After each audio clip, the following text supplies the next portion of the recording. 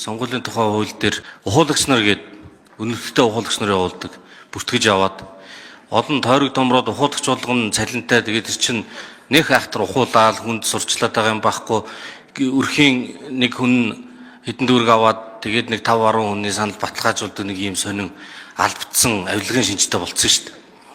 Тэгсэн мөртлөө улс төрийг бид нар нээлттэй байлгах сайн дурынхныг оролцуулъя гэд залуучууд ирээд орой ажиллаад харангуйтаа 6-аас 8 цаг хүртэл ингээд найзаагаа дэмжиж явъя гэхээр зэрэг болохгүй бариад авах юм бол баларнаа гэдэг. Хандив зөвлөлөхөд бас энийг 50,000 төгрөг явуулчихгуудаа за амжилт хүсье өвгөн тэргээ бичгээр асуудалд орчдөг. Цаг нь тулаад маш олон хүн тэгээ бичгээр бүгдээр ингээд буцаах барих гэд иймэрхүү жижиг юм шиг мөртлөө зохицуултууд сайхан юм бодож хийсэн зохицуултууд буцаад нөгөө нээлттэй байх улс төр сайн дурын иргэдийн оролцоонд байх гэдэг имийг хязгаарлаад байгаа. Тэгээ энийг бас яг ийм тэгш оролцоог хязгаарласан нөхцөл байна гэж үзэж байгаа.